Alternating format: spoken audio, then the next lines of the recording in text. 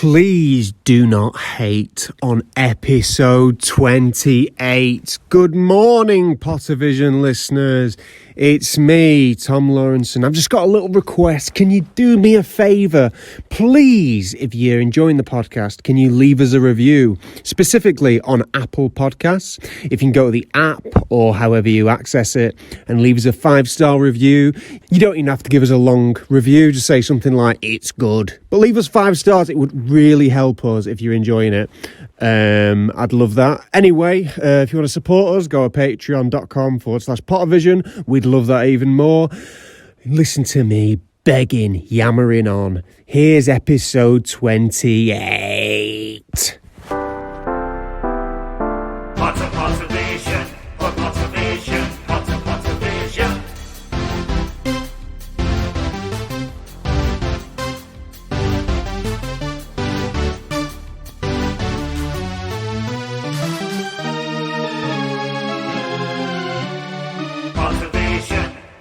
Hello, and welcome to the Pottervision podcast, the podcast where every week this person opposite me, Tom Lawrenson, and myself, Lukas Kirkby, we read a chapter of the Harry Potter books and use it as a springboard for conversation. Mm-hmm. This week it is episode 28. Mm-hmm. We're on book 2, chapter 11, The Duelling Club. Tom, how are you? Episode 28. 28. I am well. Yes. How do I look? You look well. Yeah. You look like you've just done a workout. Am I right? I bloody have. I have just done a workout. What have you done? What were the kind of things that you were doing in You your want workout? to know my movements? Yeah. You want to know my movements? Yeah. The secret rhythms that open portals up to other dimensions. Yeah. Right. So I was doing press-ups. I was doing burpees. I was doing doing Press-ups make me burp as well. bicep curls. Yeah. Yeah. Oh. I was doing running on the spot. Yeah. I was getting sweaty. Yeah. And you feel like... Because you've on a bit of a regime recently, haven't you? Yeah. I was sliding around the living room like a wet otter. Oof, with your sweat. My goodness, fantastic. And have I ever looked happier? Rarely, I think. You look pretty much top 3 times I think I've seen you. How about you? How have you been? I've been all right. Now, again, we're recording on Monday this week because I was away yesterday performing. I was actually filming something for Easter. I was playing a professor called Professor Egbert, and we were filming about this egg rolling tradition that is in Preston every year. Oh, really? Yeah. I'm not a stone throw away from Preston because I grew up in Blackpool. Yes. And I'd never heard of it. No. Have you heard of Avonham Park? I've heard of people from Preston, and I Yeah. have to say, not a fan. Preston is a robot dog. Yeah. So, but I've got a funny story to tell you, right? Yeah. So, I'm going to Wales to film this because it's being filmed and produced by friend of the show, Libby Edwards. Shout out, Libby, if you're listening. Shout out to you, Libby! And basically, we're going out to film, but it's raining. The weather is awful. Right? Lloviendo. Absolutely horrendous. It is raining in Spanish. Now, she says, look, my mum has got an office that you as this professor could use as like a eccentric man's office, right? So she gets the key from her mum, and mum kindly lets us into this office, right? And it's got loads of because she's a therapist, it's got loads of these play therapy things. Yeah. Like action figures, objects, all these full of stuff. It's really cool. So anyway, we find loads of egg stuff. So we think, right, we'll put all the eggs on the desk, right? Yeah. And it'll look like you're an egg expert and you're mad about eggs and you've got all these decorations. Keep talking. To sort out the light, right, Libby is trying to move the blinds, pull the blinds down. Right? Yeah. I can imagine it. She very crudely pulls the blind hard, right? The blind comes crashing down, knocks over an egg and smashes it, right? And it was a decorative ostrich egg from South Africa. Oh my God. And they was like, And this is used for play therapy? well, no, it's just for decoration, I think, on the wall, right, on the shelf. She goes, oh no, my mum got this when she went to South Africa. It's a genuine ostrich egg, and it's got engravings on it of a rhino, and it's decorative, and it's smashed into 100 pieces. She's like, bloody hell. And was there a yolk inside? No, it was a hollowed out decorative egg. Right, I thought they'd taken an ostrich egg. No. Somehow, shocked the embryo inside and then just painted it. No, so it was a hollowed out egg, painted, carved, like holes in it, decorative, all the shape of the rhino. So Libby's online, right? She's going, oh, God, I'm going to have to try and buy her a replacement egg, right?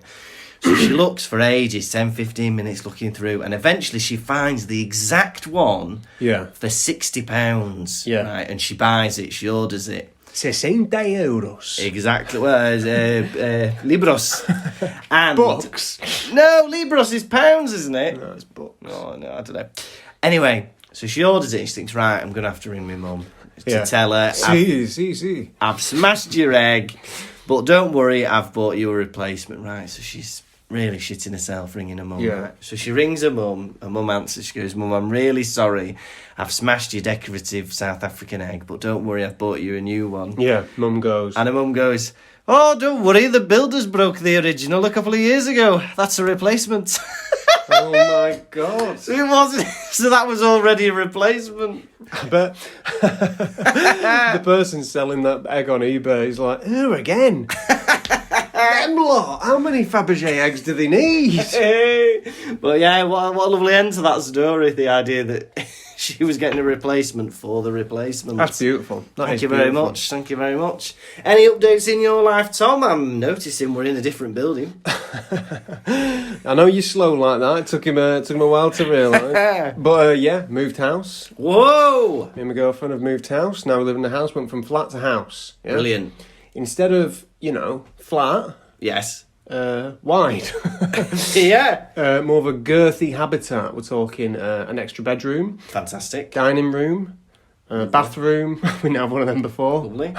Nice little yard. Bit of a yard, yeah. See, my parents, they've got a garden where no one can see you from it. Yeah? They've got a small garden, but no one can see you. Like, you're not going...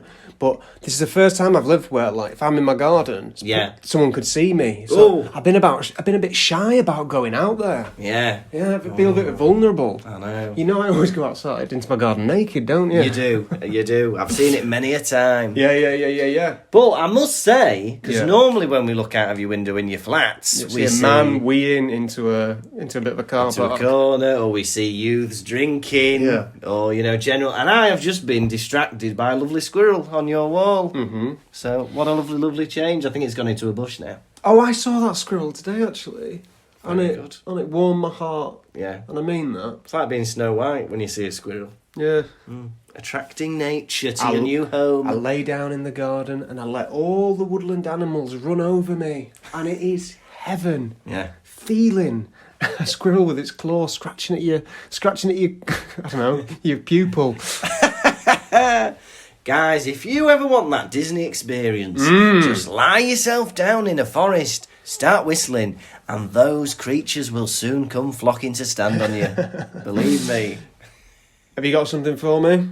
I've got something for you. It begins with R and ends in undown. Give it me. Hey, Chapter 11, The Duelling Club. Uh-huh. Harry wakes up and the bones in his arm have regrown. And he goes to see Hermione and Ron. They're in the toilet again making this polyjuice potion. They've heard about Colin Creevy as well, and they think, right, we need to get cracking with this potion, find out what Malfoy's up to before he has any more victims.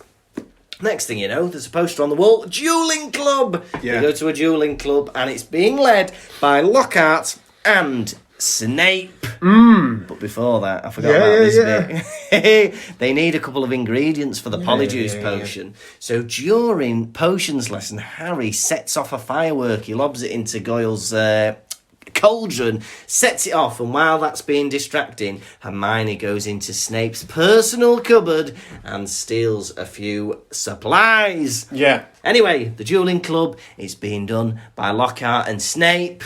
Snape shows Lockhart up by blasting up against the wall, and then they start practicing, and they pair up Malfoy and Harry together. They do some tickling charms, some dancing charms, but then Malfoy says serpent sortia, and out comes a big dirty snake. Harry starts talking to it, tells him to stop attacking Justin, but he's saying it in Parseltongue, a snake language that he never knew he could speak, and that is the sign of a dark wizard. Salazar Slytherin could speak Parseltongue. Crazy, crazy stuff. Anyway, so all of the school think that Harry's the heir of Slytherin doing all these attacks. He overhears some Hufflepuffs saying it might be him, and he's all glum walking about when suddenly he trips over the body of Justin Finch Fletchley. He's been petrified, and so has nearly Headless Nick. It's all a big commotion, blah, blah, blah, and Professor McGonagall says, "I hate to put it, it's out of my hands now." And she takes him up to Dumbledore's office. Oh, my God. And that was it, the Duelling Club. Dueling Club. What a chapter. What a chapter. What a chapter. A lot happened. A lot happened. Yeah.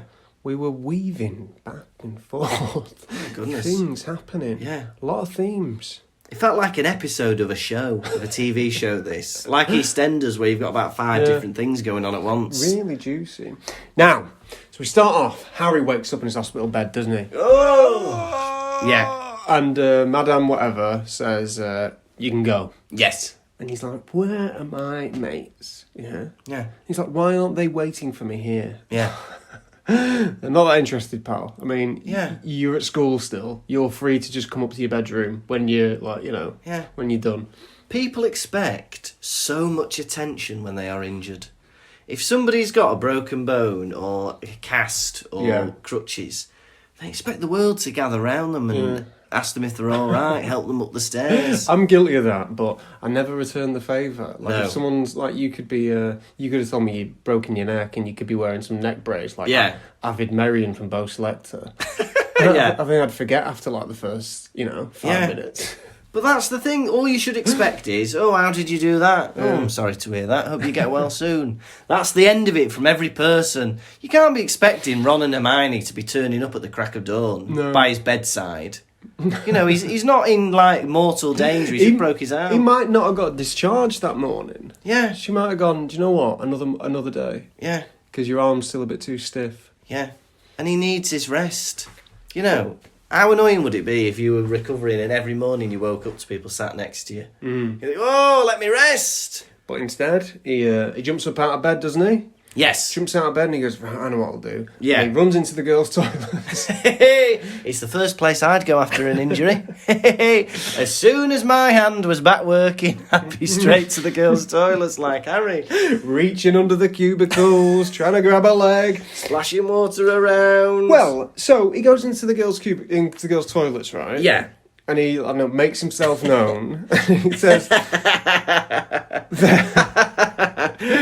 Come on. there was a clunk and a splash and a gasp within a cubicle. And it never says what that was. Definitely a turd. And he sees Hermione's eye peering through a keyhole. Harry, she's having a shit. Because they don't even say come in. Get out. He just hears her having a plop. And then comes in and goes... No, she does. She goes... Does she? She goes, come in, how's your arm? Blockage, is it?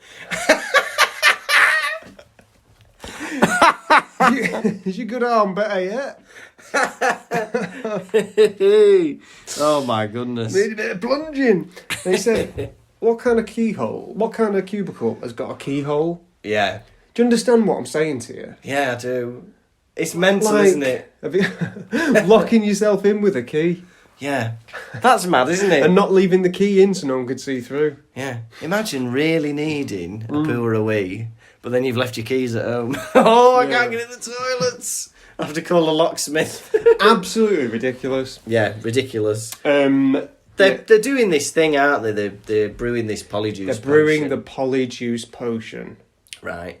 And for some reason... The potion where you give it to your spouse and they let you have multiple lovers. But they have it where they've got a fire in the toilets. Yeah. And then they're boiling the toilet water, I'm assuming. And then they've got the potion You think on top of the water. You think the fire's in the bowl? I think the fire's in the toilet bowl. Why is it? Where is it? Because it says she's making underwater fires. No, isn't it waterproof fires? Oh no, I suppose it would be, because if it was on top of the toilet lid, Yeah. then it wouldn't need to be waterproof, would it? No. Yeah. So I'm imagining this fire's amongst Hermione's freshly baked stool, and they're making but it says Hermione was it was one of her specialities to make underwater fires. When would you ever need that? In what situation, apart from brewing a potion in a toilet, would you ever need an underwater fire? If they think they're going to escape this burning building by jumping into the water, they've got another thing coming. Hermione, that's sadistic. It's great, isn't it? Look, I'm thinking of committing arson, and I've thought of every possibility. Yeah, well, I wouldn't put it past them, because throughout this chapter, Yeah. a lot of crazy things happen Yeah. that they justify, that we will get to, but yeah, I wouldn't put it past them. Another of Hermione's specialities, turning fire extinguishing foam into fire. Into bullets. Yeah. Yeah, crazy. Now, Ron thinks that Malfoy is behind all this still. Yeah, the heir of Slytherin. Yeah, and the fact that the chamber has been opened before proves it! Because it means his dad must have been at it when he was at Hogwarts, Malfoy is at it. Yeah. You know, have you ignored the idea that Dumbledore, a couple of chapters ago, made it explicitly clear that no second year could do this magic? Yeah. No second year could do these petrifications. Not to mention Draco Malfoy, Yeah. who's like useless. Yeah, he's not great. He's been berated by his dad. He's funny. Oh, he's funny. Oh, he's very funny. If they had a subject for comedy at Hogwarts, he'd be getting Imagine. straight A's. I would love that. Harry and Ron walking in smugly, going, we're going to boss this, And then it'd be like one of them Britain's Got Talent contestants. And Oh, yeah. everyone's just like, Deluded. They're deluded. Just doing his Bloody Baron impression to silence. Someone begins laughing, thinking, thinking they're meant to laugh, and then realising that no one else laughs, and they go, Now, once again, we get Ron, the a-hole. go on. So Ron's there, he's going, he's the one asking the question. Mm-hmm. He goes, how could this monster get around school without being seen? How is that possible? And Hermione goes, well, there is a chameleon ghoul I've read about. And then he comes in, you read too much, you do. I'm answering your question, Ron. You've just asked me a question. With a perfect answer. Yeah. You've presented a problem. Yes. I've presented a perfect solution. There Yeah. are monsters that can turn themselves invisible. Oh, you read too much. Remember when you got us out of the trapdoor in the last year's challenges? You know, the last year's whatever Yeah. at the end. Oh, that was annoying, that was. I wish we died. Reading. Yes, you've saved us countless times. Yes, Yeah. you will save us countless times again. But bloody hell, lighten up, woman. Ron needs to get a grip of himself. Yeah. We're halfway through book 2, and we're yet to see the lovable Ron that we know from the films. We've had some bits, haven't we? Yeah. Trying to defend Hermione's honour, but then again, when he did do that, we were like, well, violence. Can't use violence against words. Yeah. Bit much. A little bit much. But it was funny, though. No, to be fair, he says at one point about Dobby, if he doesn't stop trying to save your life, he's going to kill you. Perfect line. Yeah, good ending line. He's been gifted with that line. Well done. Well done, Ronald. If I was there, like when an enemy, someone you don't like says something funny, and you accidentally laugh. Yeah. I shouldn't have found that funny. I don't like them, but no, hats off. It was bloody funny. And if that's the funny line, that's the end of the scene. Don't be saying any more lines, guys, because that was the end. That was the end of the chapter. Don't be revealing any information after that cracker. Yeah. People are trying to find out, aren't they? The air was suddenly thick with rumour and suspicion. Oh, Who would you be thinking it was? Harry Potter. You'd think it was Harry Potter. A lot of evidence points towards him. If it's going Yes. to be a student, I think it's more likely Harry Potter than Draco Malfoy. 100%. Go on. Because Harry Potter is always at the scene of the crime. Yes, I agree. I think at the start of this chapter, I would not think it was Harry Potter. Yeah. But by the end of the chapter, I definitely would. Yeah, has to be. I think, you know what? I've read the book and I think it's Harry Potter. Yeah, me too. Yeah, the amount of times, I forget what they said this at, but the amount of times where people are listening with their mouths open. Yeah. Like, gaping. They're always like, huh? Huh? Hogwarts, bloody hell. Yeah. Bloody Venus flytraps. Cornless idiots. Yeah. Harry's mouth gaped open. Ron's mouth fell open. Close your mouth, boys. Close your mouth. News gets out that Oh, yeah. Colin Creevy was petrified last night. Fred and George are laughing about it. They're sadistic as That was anything. crazy, that, isn't it? Yeah. So, Ginny Weasley, she sits next to him Yeah. in one of her lessons. Yeah. And Fred and George, to try and cheer her up, covered themselves in fur and, was it boils? Boils, yeah. And were jumping out from, like, behind statues.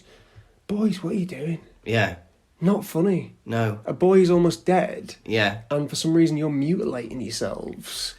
Well, I think it's very odd to, why are you picking on your sister? Like, normally, elder siblings at a school Yeah. don't want anything to do with their younger siblings because they're embarrassing. Oh, I don't want to be seen hanging around with her. She's bloody annoying. It Your is little funny. sister. I do remember that when you'd see two siblings pass each other in the hall. Yeah. And you'd see whether they like responded to each other. Yeah. Yeah. Were that like? I think I would walk past my sister and be like, "Hello, That's funny. hello," or like smile or something. Yeah. Whereas you'd see other siblings who would ignore each other. Yeah. Just because people were watching, I think. Yeah. But then my friend, when he saw his younger brother would wear a baseball cap and he'd knock his cap off him. Yeah. But then, because Yeah. he did that, his friends started copying that as well. Like, Yeah. the older brother's friends, he'd be like, oh yeah, that's funny. And they'd knock his cap off whenever they saw him. So, don't bully your friend's brother. Don't bully your friend's brother. That is this week's message. If you are just listening in for the moral, you can press pause now because that's it. Don't bully your friend's brother. Oh! So, round Hogwarts, Yeah. there has become now this underground trade of good luck charms, talismans, Yes. and all sorts, yeah? Oh, yeah. Neville has bought an assortment, and people are like, Neville, but you're a pureblood. You are Yeah. not at risk of being, like, Yeah. harmed by the heir of Slytherin. Yeah. And he goes, yeah, but everyone knows I'm almost a squib. I just thought, how depressing is that? Yeah. Job done, everyone. You've got to him. Yeah. He now thinks as little of himself as the rest of you do. Yeah. The fact that he thinks, oh, I'm almost a squib, but you're not. There's no such thing as an almost a squib. Yeah. You've either got magic or you don't. Yeah. They have absolutely run his confidence into the ground. These bastards. And it's not only the students, it's Yeah. even the teachers. Oh, Snape. Yeah, in the Duelling Club, he says, so Lockhart volunteers Neville Yeah. to go up on stage. Yeah, and yeah. Snape goes, no. What does he say about him? Longbottom causes devastation with even the simplest of spells. Great. Terrible that Got you... no one in his yeah. corner. Yeah. I think it is very bad and unprofessional, actually, for a teacher to belittle somebody's magical Yeah. ability in Awful. front of the whole school, practically. Crazy. But all these things, these talismans and, Neville bought a large, evil-smelling green onion, a pointed purple crystal, and a rotting newt tail. But there used to be, definitely in medieval times, there would be people, and they were called pardoners. Right? And a pardoner would travel from town to town selling things like this. Oh, that's a good job, that is. But they would be bits like, he would claim that something was like the blood of Jesus, or this is part of the Virgin Mary or something, or like a bone was like a saint's bone. Got the blood of Jesus. How much do you want for it? £5. Hey, it's priceless, this. But yes, we'd give all these like religious relics, and the idea was that if you owned obviously like a part of Jesus or a part of the Virgin Mary or whatever, you would be blessed and you would be pardoned of all your sins. And there's do you know the Canterbury Tales by No. Geoffrey Chaucer? So it's a 14th century book. Yeah. Where they're all going on a pilgrimage to Canterbury, and each person tells a tale. And there's a pardoner's tale about 3 drunkards, right, Yeah. who find... Sounds like Deathly Hallows, this. It's pretty close. Go on. 3 drunkards who find loads of treasure. Right? Yeah. They find loads of treasure, and one of them goes off to buy some wine, right, to celebrate. While the other one goes off, the other 2 say, right, if we poison that guy, we'll get 50% of the treasure instead of a third.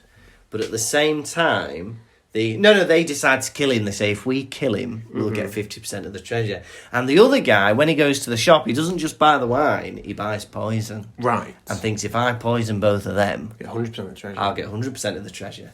So he arrives, they kill him, and then to celebrate, they drink the wine. And all 3 of them die. And the moral of the story is... smell the wine before you taste it. It could be poisoned. Always check. What's the real moral? Don't be greedy. Don't be greedy. Yeah, a third of a fortune is still a third of a fortune. Very true. Very, very true. What kind of what are those talisman sellers called? Pardoners. Pardoners. Because the idea is that you would be pardoned for your sins. You'd be forgiven if you held like a religious relic. Have you ever had a good luck charm? No, I don't believe in that tripe. Lucky penny? No. Lucky pair of trousers? No. Have you ever had any clothes that you like performing on stage with? Not at all, really. Pre-gig rituals? Not really. I tell you what, actually, I like routine. Keep talking. I don't think in a suspicious way. Yeah, not yeah. Not suspicious. Why am I doing this at 5 every morning? But not in a superstitious way. But today, because usually I routinely put salt in my neighbour's fuel tank. Why am I doing that? It's my suspicious routine. But yeah, because normally Yeah.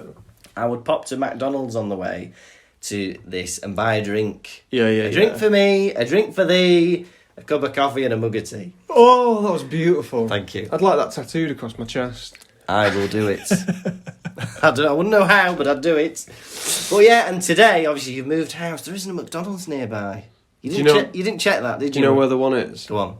No, but I mean, which ones have you found nearby? Oh, there's one, but it's like 10 minutes away. Well, there's one which Yeah. is on Stockport, main road, Oh, yeah. and that's not too far. Oh, I might try that one. Like 5 minutes, and it's got a drive-through Yeah. and a car park. But you wouldn't think by driving past, you'd think it's just a front, like a street one. Ooh. Yeah. I might check that out. Got to go round the back. Because at the minute, next to me is a glass of water that Yeah. you kindly poured for me. And I'm not being ungrateful. Yeah. I'm very glad of it to quench my thirst. But it's not the same as a Coke Zero. No, I was saying to Lucy yesterday, I was like, we should get him a load of Coke Zero in. Oh, yeah. Then so never has to worry that there isn't going to be any... In a little bottle. Well, I was thinking little bottle, but then I was like, is a little bottle enough for him for a record that might last 2 hours? Yeah. So, 2 litre bottle every time you come round. Oh, that would be absolutely lovely. And then just invoice me at the end of the month for how many you've bought. Yeah. But yeah, there you go. Pardon us. I used to have I still do a little bit. Before I go on stage, I Yeah. always try and have a sip of something. Coke or water, because I always think...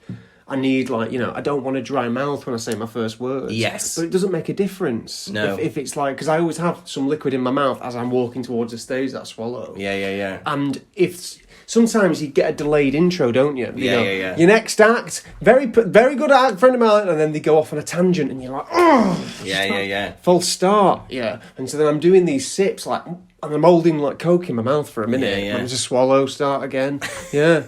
But it does not make a difference whatsoever. Well, no, and especially not if you're doing 15 minutes or 20 minutes. 'Cause Yeah. You're all right for the first couple of minutes, but then you're always going to be dry-mouthed at the end. Yeah. But then I don't like taking a drink with me on stage. No. Me and you, before we do Pottervision, we have rituals. You'll, for some reason, shake hands with every member of the audience. And you'll kind of see if you can do any odd jobs for them. Yeah, we're two performers, and people paying to see our show. For some reason, people are in the audience. You're in the audience with people, and people asking favours of you. Please, can you look after my suitcases? Yeah. And then you come to me and say, we're going to look after these people's suitcases. And I'm like, what are you on about? No. That's not the job of the performer. Yeah, that genuinely happened, didn't it, once? Yes. But if somebody's coming in with 2 big suitcases, it's just nice, isn't it, to put them backstage for them? Leave them by the door, because then for the whole show, we're going, I've got to make sure these people get their suitcases back. Because I would genuinely forget, that's all I'd be thinking about. Well, I'm very sorry for being a good Samaritan. No, it's going ridiculously above and beyond. Would anyone like to put their feet up during the show? You can, I'd happily kneel down for you, and you can put them on my back. Look, ladies and gentlemen, we are hoping to be back doing live shows very soon. And we want you not only to come and watch and enjoy, but if there's anything that needs doing, don't hesitate to ask. We'll help you out if you need babysitters. Hey, if you're coming to the show and are worried about babysitters, bring your baby and we'll babysit them during the show. We'll mind them on stage, or take turns. In between lines, we'll pass baby back and forth. We will use your baby as Harry in the very first scene where he nearly gets killed. Oh,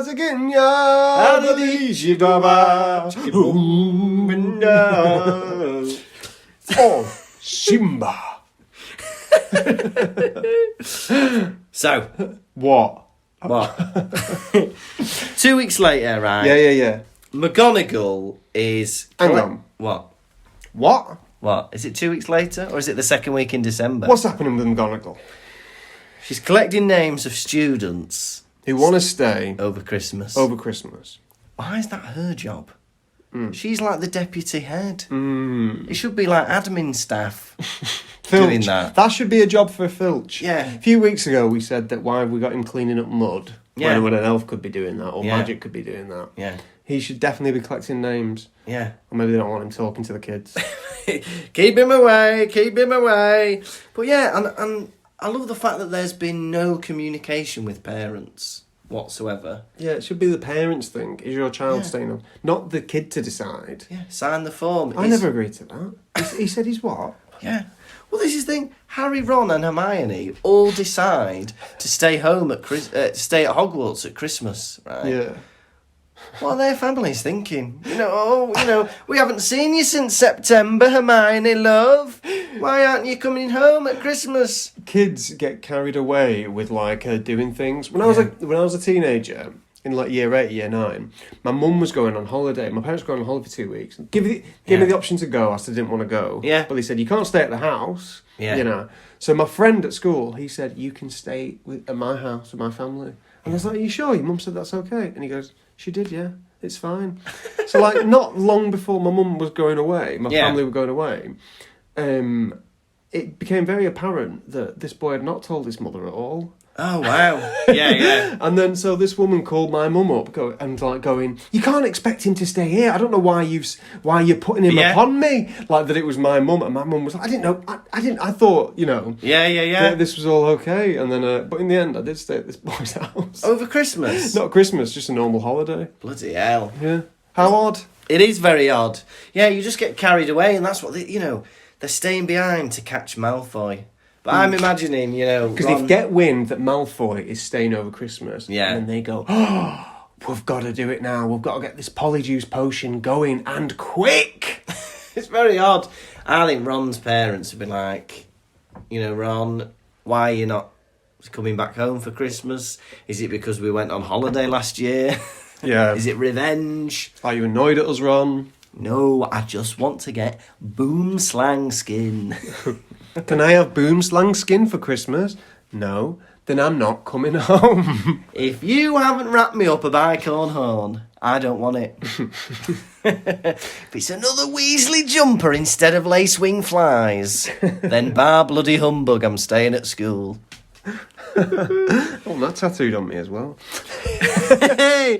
Hermione Yeah. is completely different in book 2 to book 1. Yeah. She's saying, look, you guys are going to get expelled, so I'm going to steal from Snape's office. Book 1 Hermione would never have offered to do that, I don't think. She's suddenly getting into all these scrapes, doing all these naughty things. Bad influence of Harry and Ron, I reckon. Definitely. Well, now these kids, they've taken a leaf out of Dobby's book. Yeah. Because their idea is the ends justify the means, don't they? Yes. That's what Dobby thinks. Yes. And so they're doing whatever it takes to like justify their crazy little plan. Yes. Of turning themselves into Crab, Goyle, and I don't know, a cat.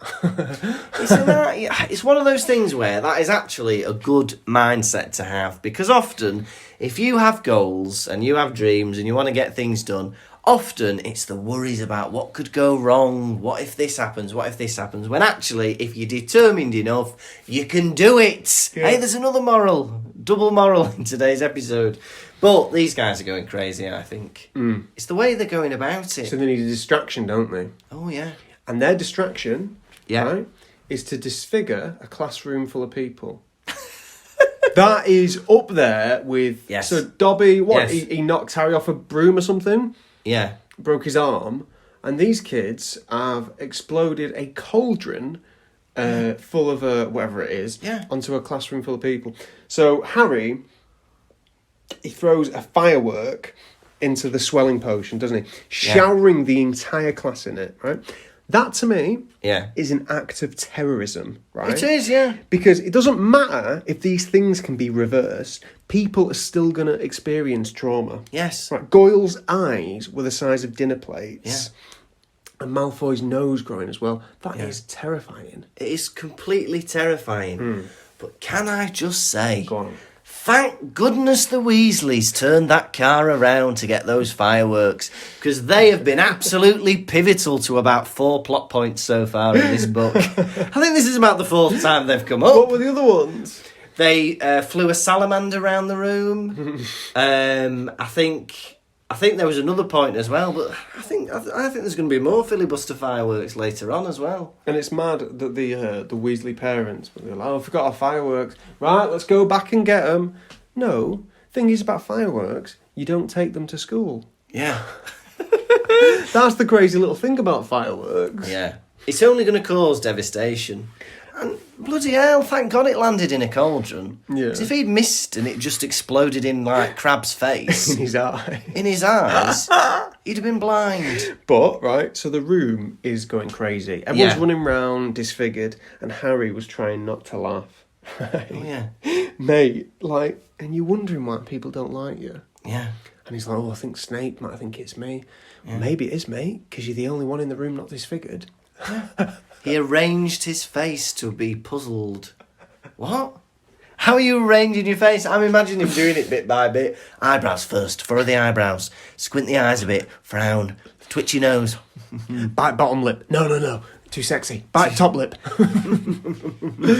Snape knew it was me. Maybe he can read minds. Or maybe he just looks at you. It's obvious, Potterhead. Maybe it's like, maybe he saw me. No, like, he couldn't have seen me throw a firework across the room. Maybe he did.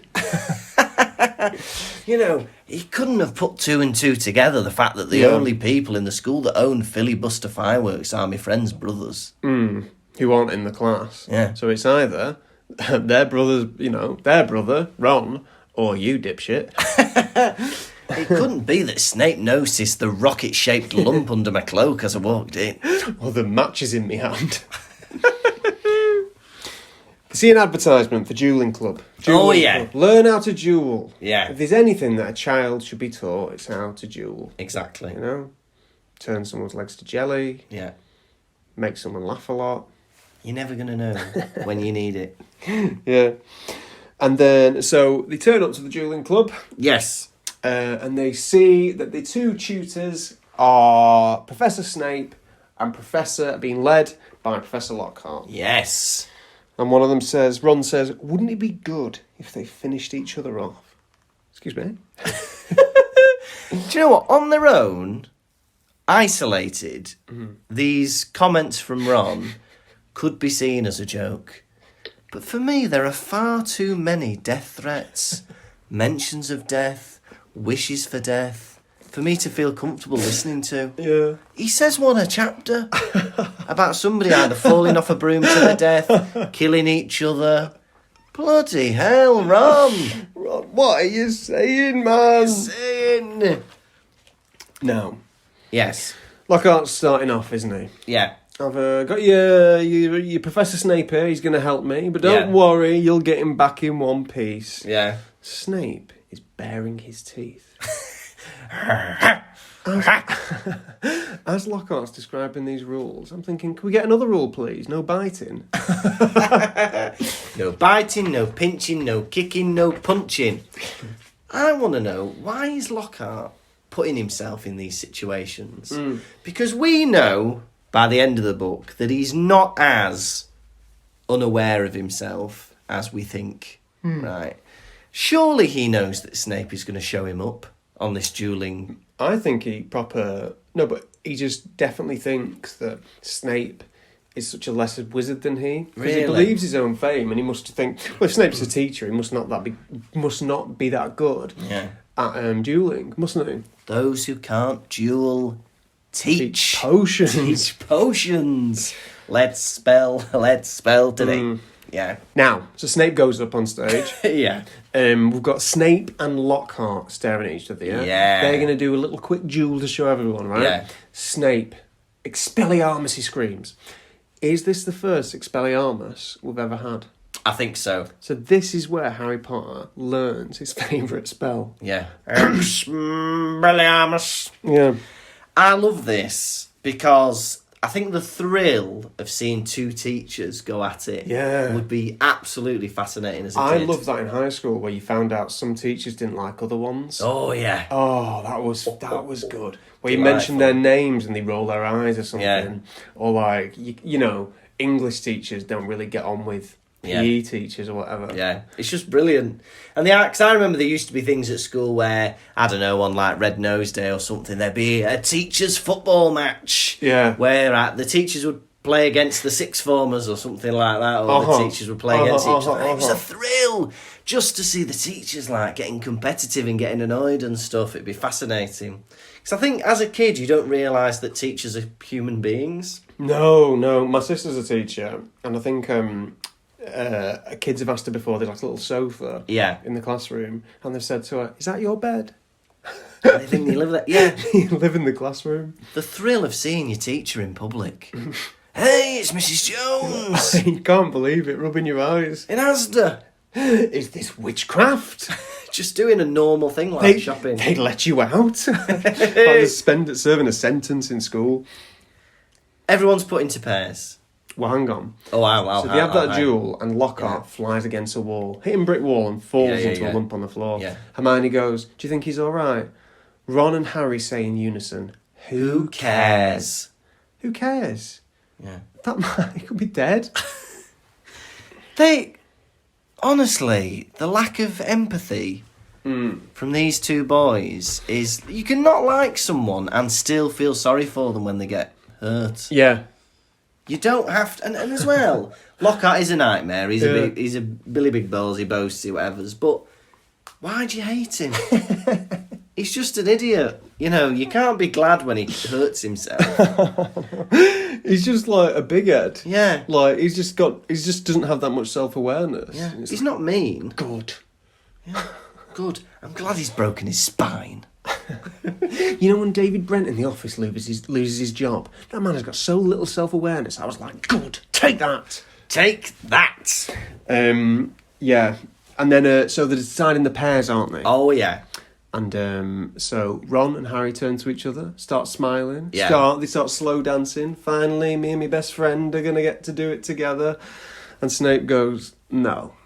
Time to split up the dream team." I love that he calls them the dream team. Great. I absolutely loved it. Two friends. They're the dream team. No, they think they're the dream team. Yeah, they do think they're the dream Then team. it's good. It's like, no, guess what? There's a whole... Socialise with the rest of the school. Yeah. Draco Malfoy would love to be your pal. Yeah. So fight him. Finally, Snape is doing what we want. We want them to socialise.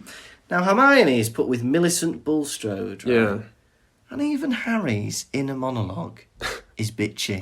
I couldn't believe this. I couldn't believe this. Millicent reminded Harry of a picture he'd seen in Holidays with Hags. This is a little girl. Yeah, this is a 12-year-old girl. How horrendous. Do you know what you remind me of? A hag. A being. Yeah. By the the Warlock decree, might even be a beast. I'm 12 years old. And I've got bad teeth. And I'm a bit self-conscious about that. And my big nose.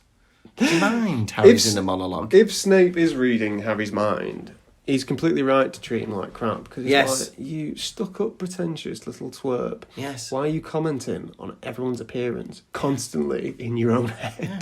Oh, Harry, the belle of the ball. The handsome hunk, Harry Potter. Harry! You know, model. Yeah. And then, what happens?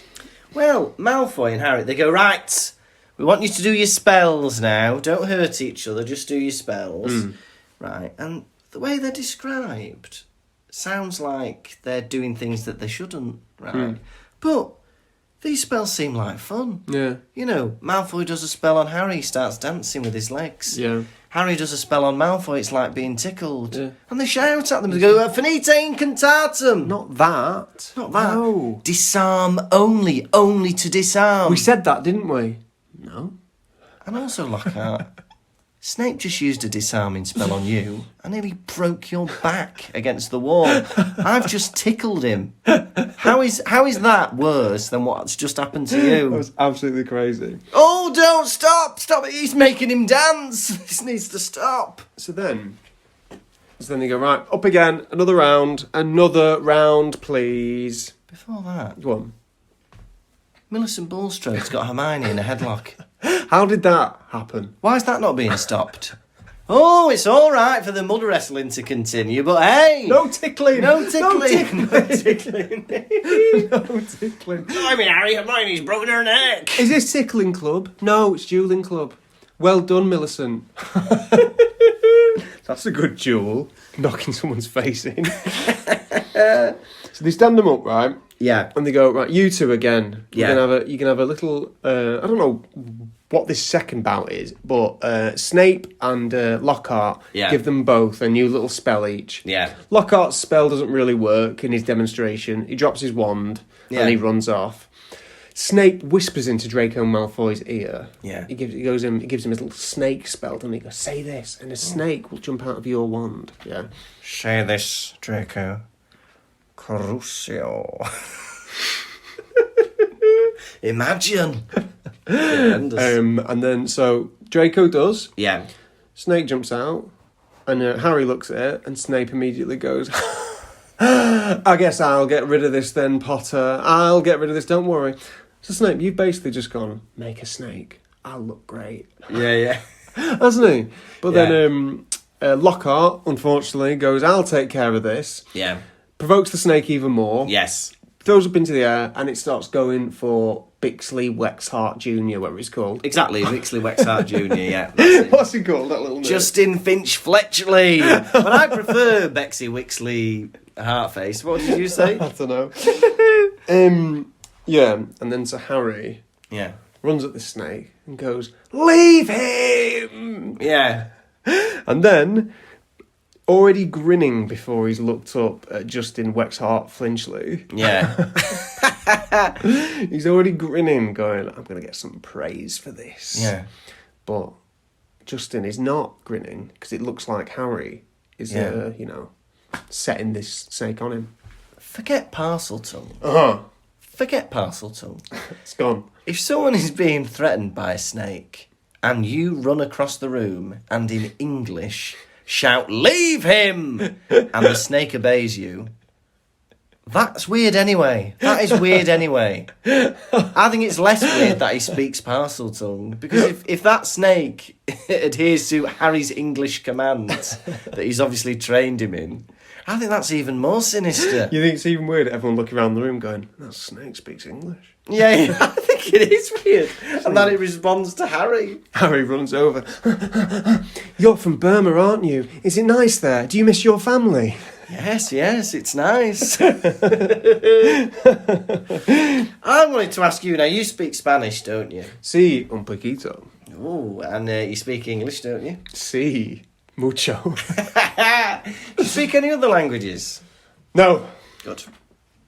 I took French at GCSE. Yeah. I was good at it before then. Oh, yeah. But then I think I sat next to a girl I fancied. Ah. Yeah, and Not then good. I spent the whole class trying to make her laugh. Oh, dear. And then got a D. Did you? What did she get? Oh, actually, no, it wasn't a girl, it was a boy. Hey, there we go. Hey. Now, have you heard about this phenomenon where some people have been in a coma and then woken up knowing a language that they never knew before? Yeah, I've heard bullshit rumours too. Yeah, have you? I read bullshit I see online as well. Yeah. It's good that, isn't it? Yeah, it's Do you good, I believe like- it like me? Yeah.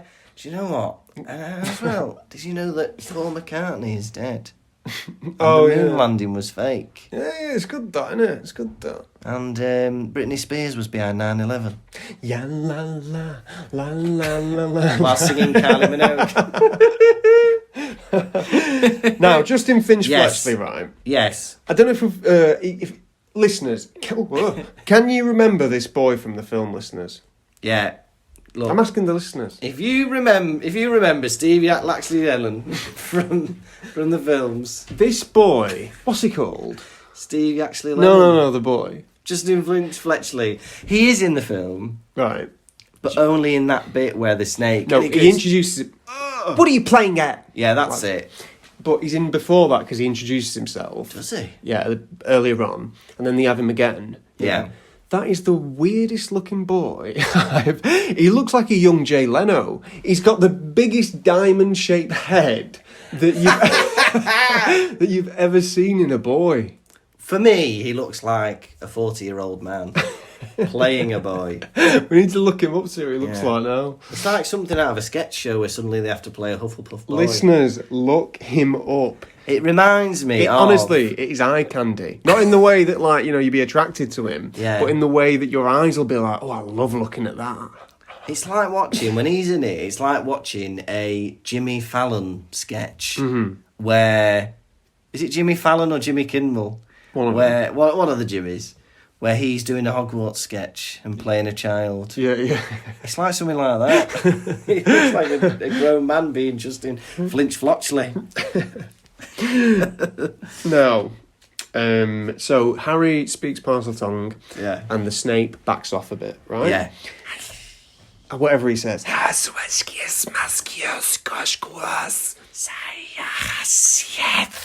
I wonder, like, so they would have had to run that by J.K. Rowling, right? Yeah. They would, in the film, they would have had to go, how does Parseltongue sound? Yeah. We've come up with some examples. We've got this. We've got this. We've got this.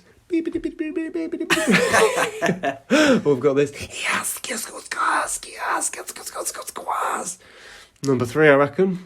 Can I hear number 2 again? Definitely number 3. Number 2 sounds like I've got my phone near the computer. I'm about to receive a text. So then everyone's looking at Harry. They can't believe it. Yeah. What? It's weird. You're speaking parcel mouth. Yeah, you're yeah. a parcel mouth speaking parcel tongue, right? Yeah. Snape, throughout this chapter, Yeah. his face must be exhausted. Oh, yeah. It's like Jim Carrey doing a stand-up set in the 80s. Yeah. Honestly, he goes from his potions lesson, he was furious, yeah, and then he had his teeth baring at the beginning of the dueling club, Yeah. and then he's now shrewd and calculating. Yeah. Exhausting. His face muscles. Oh, you've been to the Death Day party. Party, Mr. Potter? Yeah. Oh my goodness. Yeah. Alrighty then, Mr. Potter.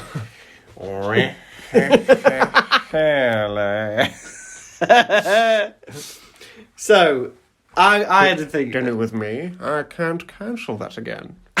The Grinch. What more can we think of? Now, I would love it, because for all Harry knows, right, they're saying, look, being a parcel mouth, that's what Salazar Slytherin was. For all you know, you could be a descendant of Salazar Slytherin. Right? What's Harry thinking? Harry might think, well, is it only Salazar Slytherin that had these talents? You know, that can be passed on to fellow members of the house? For all you know, what's she called? Susan Bones could speak to badgers. Susan Boyle. Susan Boyle. For all he knows, Susan Boyle can speak to badgers. I'm afraid, Mr. Kirkby, you've lost me. I dreamed a dream in time gone by, and you've got TB. I mean, for all he knows, Jedwars are actually good singers, huh? For all he knows, diversity can speak to ravens. Level 1.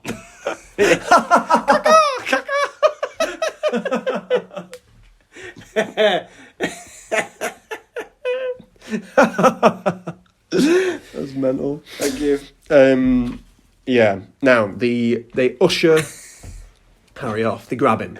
Quick run. Yeah. No one's dismissed the class, No.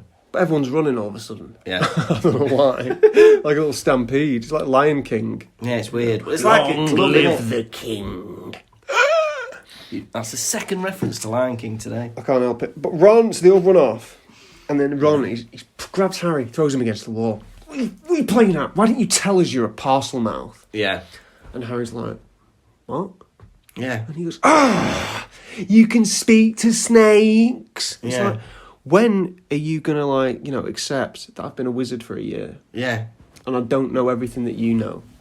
And you don't even know that much, dipshit. But then, as well, how can you say something and not hear it sounding different? Yeah. You can't just say that's magic. Surely, if you're saying, leave him, right? You didn't hear it coming out your own ears. And you didn't hear it coming out your own ears. But not only that, right? Leave him. At no point have you blown through your teeth to make an S sound. Remember, the muscles in your mouth. Yeah. Leave him takes 2 seconds to shout, leave him! Whereas he spent about half a minute going,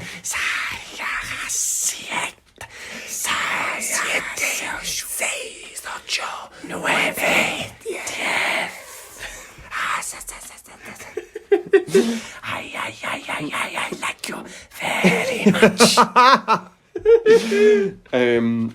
And he's like, what? I didn't know. I was, obviously, I was trying to stop the snake. Yeah. And they go, oh, it sounded like you were egging him on. It's like, well, I obviously didn't do that good of a job because immediately after I spoke to him, he fell to the ground and, chilled out. Yeah. So this snake, from Ron's perspective, Harry's run up to him and gone, yeah, get him, do it more. And the snake's gone, well, I'm not doing it now. I was going to do this of my own free will, or not at all. Look, everyone in the Hogwarts castle, rest assured, don't worry. Yes, Harry can speak to snakes, but they don't listen to a bloody word he says. He eggs them on, they do the opposite. If anything, we should encourage this. Keep speaking to them. Yeah. Tell them to kill. Now they figured out that, Salazar Slytherin himself spoke parcel tongue. Oh, yeah. And it's got everyone thinking, is Harry the heir of Slytherin? There's only one way to find out. Fight! Now, they've got to brew a polyjuice potion, right? Yeah. And they're going to have to steal some DNA off themselves. Yes. So they can turn themselves into Harry's friends. Yeah. And then ask him outright, are you the heir of Slytherin? Oh, perfect idea. I can't wait for 2 months' time when they brewed it. See how they get on. Now, I love this bit. Mm-hmm. Harry's sleepless nights. Oh, whoa. He's at night thinking, could I be a descendant of Salazar Slytherin? Right. Yeah. He tries to speak parcel tongue, but he can't. How do you know, Harry? Because before you spoke English and it was parcel tongue. Yeah, and So you didn't now, realise. yeah, he could be speaking parcel tongue. He could be going, right, let me think of something in parcel tongue.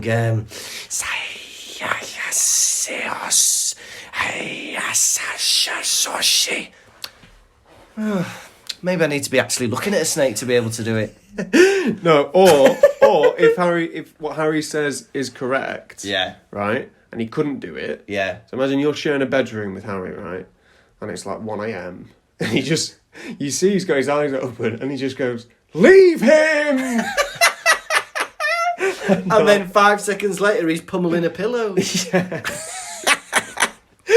The other 4 in this common room are like, bloody hell, what's going on here? You've been to Burma, haven't you? What's it like there? Do you miss your family? Bloody hell, Harry. Maybe he is the heir of Slytherin. That guy hates pillows. Forget half-bloods. The man hates pillows. Yeah, absolutely crackers. Turns out, everyone who's been petrified so far has duck feather pillows. That's the connection. Did you hear about Colin Creevy? Go on. They cut him open. It's a pillow. They went into his dormitory. 3 tog rating. That's why he was targeted. Now, Harry wants to apologise to the diamond-faced boy. Lonksley Bitch Boxley. Yeah, he wants to apologise to him. But Herbology's been cancelled. Yeah. And Hermione's like, if you're so bothered, go find him. Yeah. So Harry's searching around the castle. And Yeah. he overhears McGonagall telling someone off because they've turned their mate into a badger. Hey, Susan Bones will be happy. Yeah. But Susan Boyle would. Hey, but Harry wants to look, but he won't because he's got a mission. Yeah. Have a glance. Yeah. And it's not that exciting. Yeah. Things that go on here. He spoke Yeah. to a snake last night and he's like, Yeah. oh, I won't mind seeing a badger. Yeah, and it's not urgent that you see Justin. Just look at a badger for 2 seconds. Carry on with your day.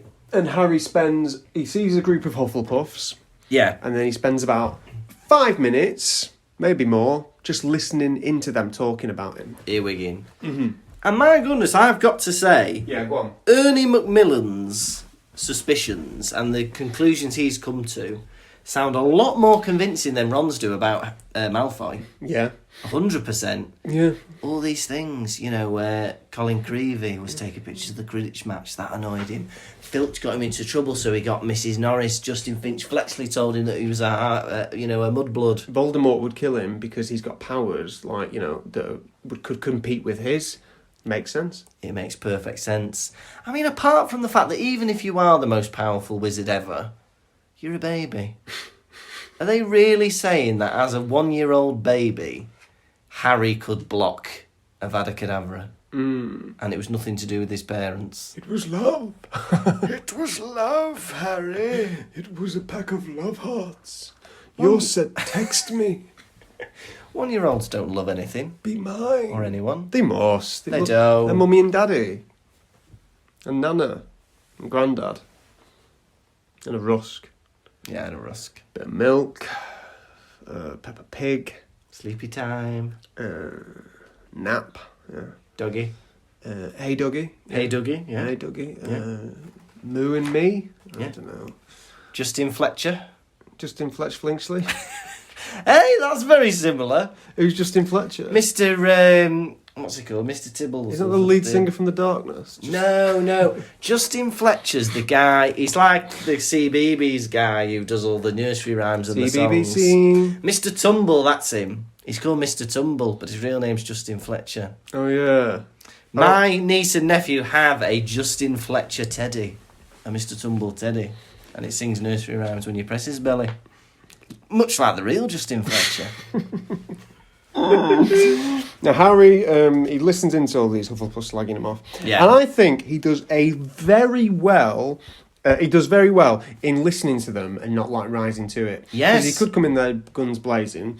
He comes in, he goes, where's Justin? I want to talk to him about what really happened at the dueling club. I'm really proud of Harry here, actually. Yeah, I think, mature. Yeah, he's very mature, and he doesn't just go off in a huff. He actually confronts them. It's brave and it's mature. But also, I'm quite proud of Ernie Macmillan. Mm-hmm. Because he has just realised that he's been overheard slagging Harry off, but he doubles down on it. Very good. I like it. I like that he didn't just cower away and just kind of be nice to Harry. You didn't hear all that, did you? Did you hear all me slagging you off? I'll show you my passport. I meant the other Harry Potter.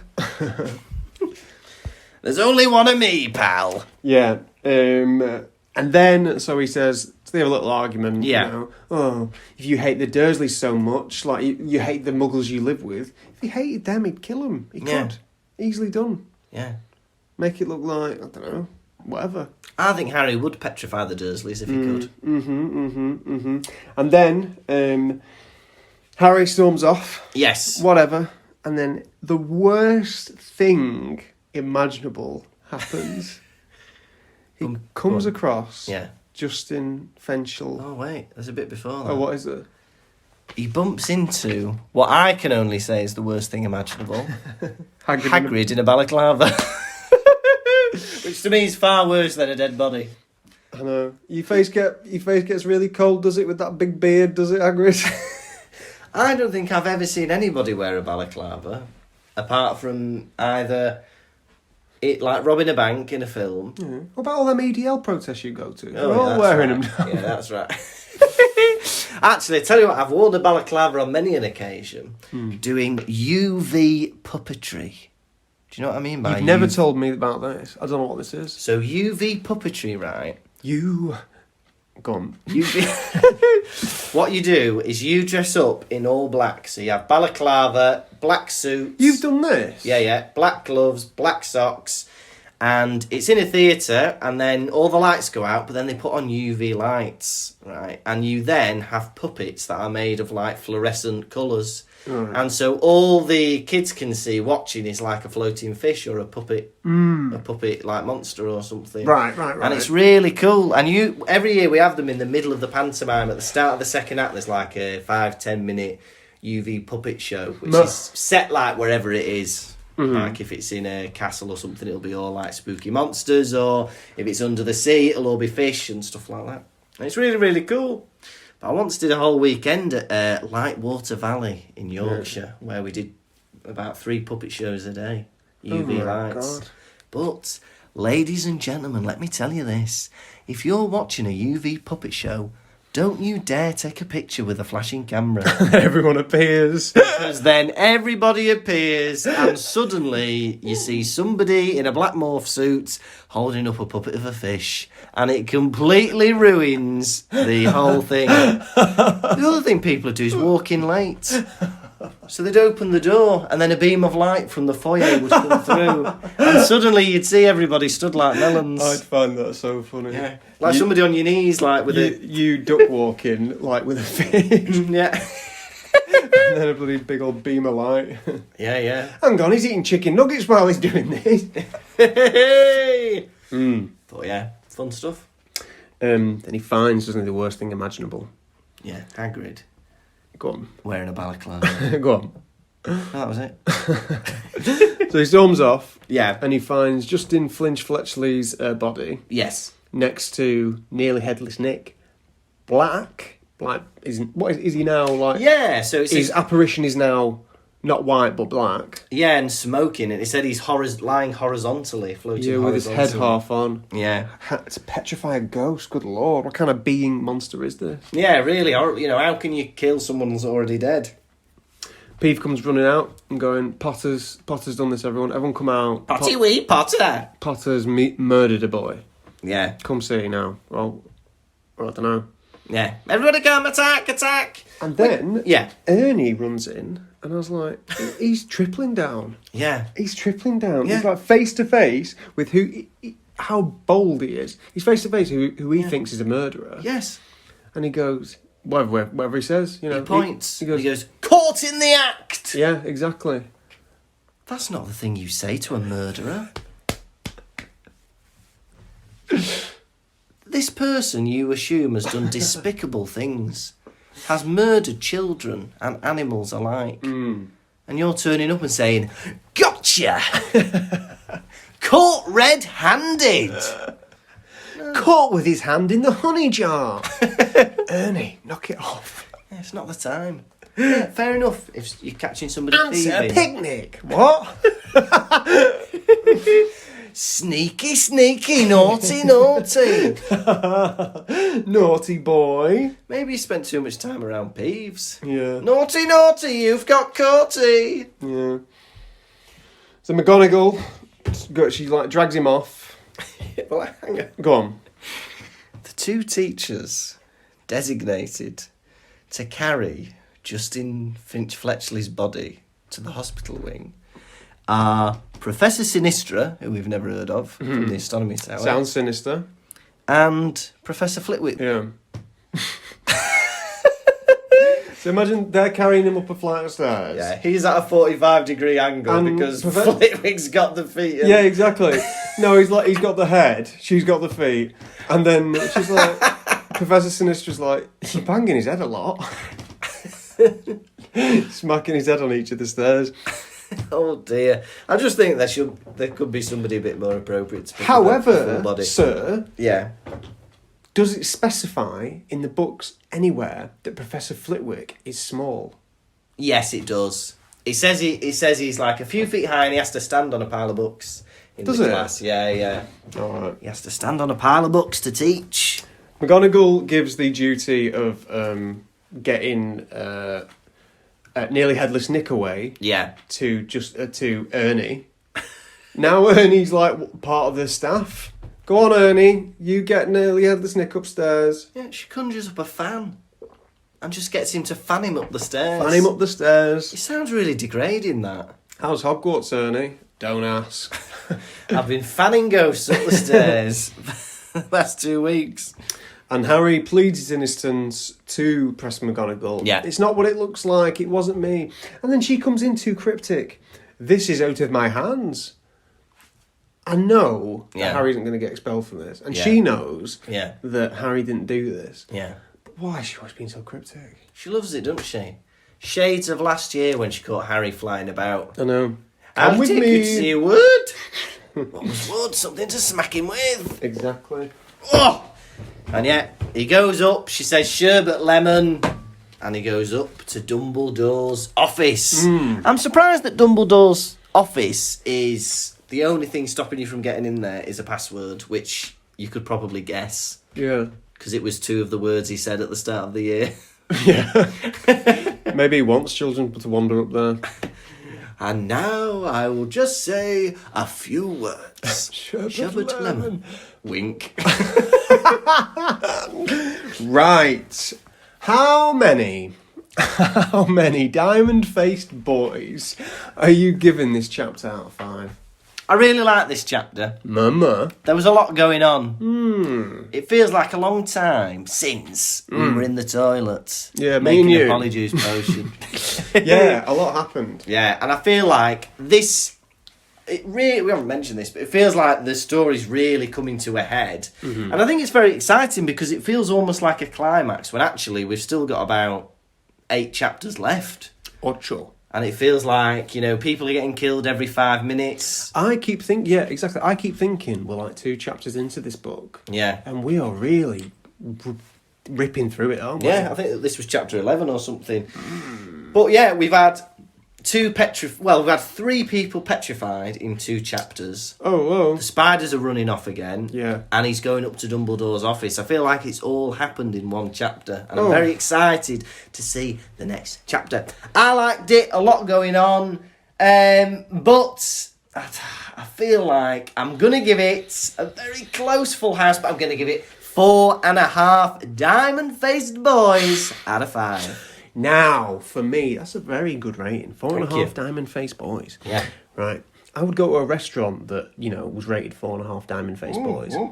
For me, I'm reading this book, I'm sat in a chair drinking a coffee, and I'm reading it. I'm taking the words into my face, right? And I'm enjoying it. I'm enjoying the dialogue. I'm enjoying, the attitude of Harry. Yeah. This guy, he thinks he's somebody. Yeah. And he's absolutely losing his mind. Yeah, yeah. And I, for one, I'm living for it. Yeah? Plenty happens in this chapter. Yes. For that reason, I'm going to give this chapter 4 diamond-faced boys out of 5. Oh, very, very good chapter. Now, are you ready for the most enticing segment of the week? Quiz. Quiz, quizzicky, quiz, quizzicky, quiz, quiz, quiz, crew. Gonna ask you some questions, how well will you do? Quiz, quizzicky, quiz, quizzicky, quiz, quiz, quiz, crew. Gonna ask you about Harry Potter, Lukas, how well will you do? I'll blow you a kiss. Right.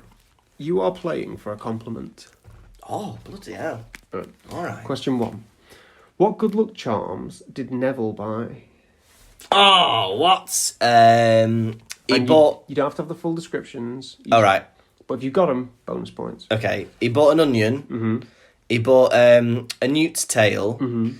And he bought a... Oh, no. Can I come back to that one? Yeah. All right. Question 2. Yeah. What did Malfoy's nose swell to the size of? You got 2 possible answers. Oh, a small melon. Mm-hmm. Do you remember the other one? No. That's fine. Question 3. Yeah. Who was Ron's duelling partner? Oh.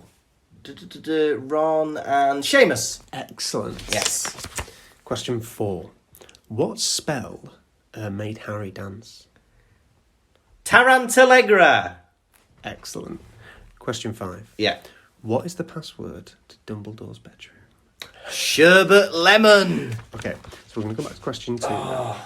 Question 1. What good luck charms did Neville buy? So you had onion and you have the newt tail.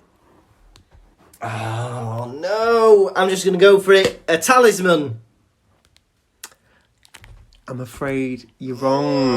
No, it was a pointed purple crystal. Ah. Unfortunately, but you did so well. Yeah. You, honestly, so that is like, you got 4.75, basically. 4.66 out of 5, didn't you? Tom, did you just say I did very well? That is not the compliment. It's a compliment. And I'll accept it. Quiz, quizzicky, quiz, quizzicky, quiz, quiz, quiz, quiz. Gonna ask you some questions, how well will you do? Quiz, quizzicky, quiz, quizzicky, quiz, quiz, quiz, quiz. Gonna ask you about Harry Potter, Lukas, how well will you do? I'll blow you. Pottervision.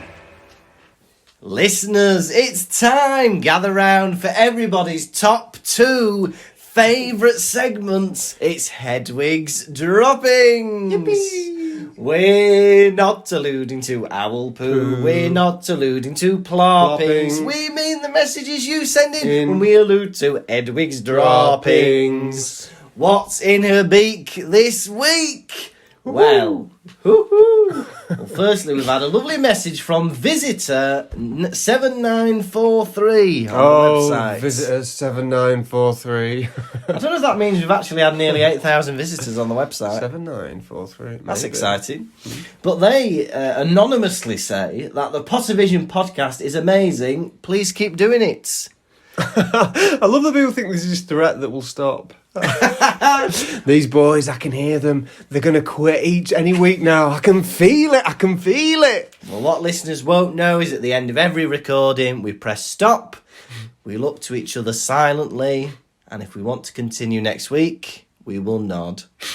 And so far, it's been a nod every week. There's been no shaking of the heads. We're going to keep going. At least until next week.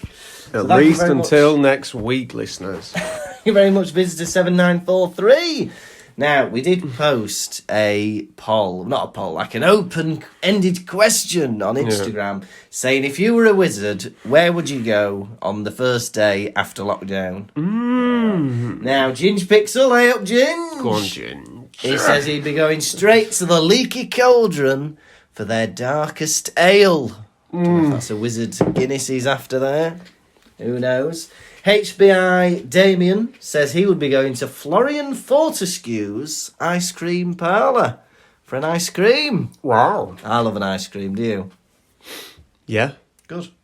And finally, we had one from Apexia I hope I'm saying that right. 11. She says Hogsmeade, and she would go to the Three Broomsticks pub Oh, really? for a lovely butter beer. What was the question again? What would you do first day out of lockdown in the wizarding world? Oh! Where would you be going, Wizard Jim? I'd go straight to the Weasley's paddock. Oh, yeah. Guys, can I rent it out? No, we're not renting out the paddock. And I'd be running around with them little gnomes and asking them, does it hurt their feelings when they get thrown? Yeah. For me, I'd be on the night bus. Mm-hmm.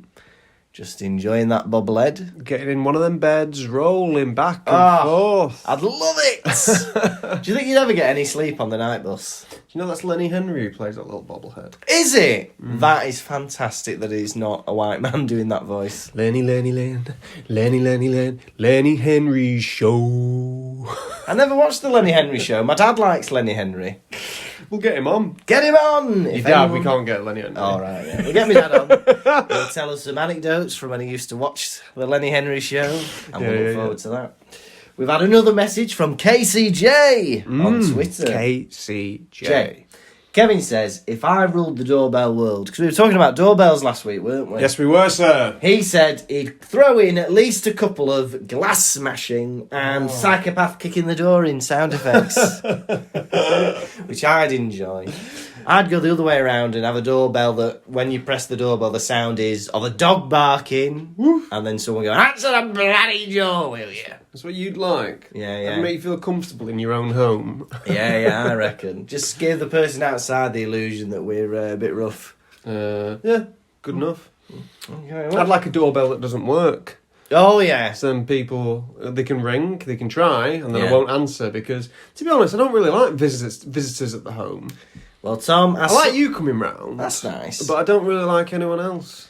But Tom, let me tell you this. I had a doorbell that didn't work for 2 years. Yeah. They ring, and if that don't work... They leave. No, they knock. Oh. They knock, they don't give up. I'd put a note on the door that says, don't worry, the doorbell works. I'm just not coming. No need to knock. P.S. Fuck off. My mum and dad have a thing on their door which says, no cold callers. Oh, really? Yeah, and it's got like a police type logo on it. Yeah. So it tries to ward off anyone trying to sell them things. Does it work? I think so. I think they get. I don't think they hardly get any people like that. And finally, we had another poll out, which is still out now. Well, it won't be by the time anyone listens to this. But it says, if you were in a duel, Oh, yeah. what would be the first spell that you'd do? What would be your opening gambits? Barricadabra. Yeah, me too. Just kill them, you've won the duel, Yeah. move on to the second round. What do the listeners say? Well, we've had a message from friend of the show, Jade Fernley, who says she would do a spell to pull the pants down, Oh, Jade. which I think could work. Yeah. It'd be mentally demeaning. And it'd be good to see what kind of underpants people have on. Oh, yeah. Maybe like a leopard print thong. Or White those, with heart shapes on it. those boxes. white boxes with heart shapes. Yeah, I don't think there's a funnier pair of underpants than those. No. Any cartoon, any old-fashioned film, if someone gets the pants pulled down, they're wearing white boxers with hearts on them. Or maybe, do you know those old prospectuses where those like long johns that's yeah. red with a little butt flap? Oh, yeah, I know what you mean, yeah. People used to get sewn into those and they'd be in them for the year. You're Do you know joking? that? No. They'd be in them for the year and that's why they had the flap, because they weren't... Because they poo out the flap. Yeah. Plumbing heck. Sew me in for the winter. Sew me in. Yeah, wow. That gives a whole new perspective to Stinky Pete from Toy Story 2. If you had to be sewn into a pair of clothing, what pair of clothing would you choose? For me, it would be a Hedwig onesie. And that'd be me for the year. Beautiful. How about you? Same. Same. With you in the same one. Yeah, it would be the same. I'll be the back facing out. I'll be the Voldemort on the back of your head. Voldemort. Remember me, baby boy. Hey. So thank you very much for everyone who got in touch, and you can, if you want to, talk to us. We're on pottervision.com, you can type in the chat there, or you can just go on our social media, Facebook, Twitter, Instagram, search Pottervision, you will find us.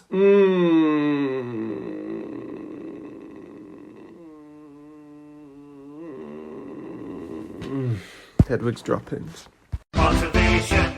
This has been the Pottervision podcast. Thank you so much for listening once again. Please follow us on social media. We're on Facebook, Twitter, Instagram. Just search Pottervision and you'll find us. Drop us a message. You can also go to our website, pottervision.com. And hey, if you want some bonus content, we've got bonus episodes. We've got our 2019 live show, all available on patreon.com/Pottervision. Now, please join us next week for episode 29. It's book 2, chapter 12, The Polyjuice Potion. I've been Tom Lawrenson. I've been Lukas Kirkby. This has been the Pottervision Pottervision podcast. Goodbye. Pottervision. Thank you for listening to the Pottervision podcast. The music was performed by Jack Evans. You can contact us through our website, pottervision.com. And if you'd like bonus content and to support the show, you can visit patreon.com/Pottervision.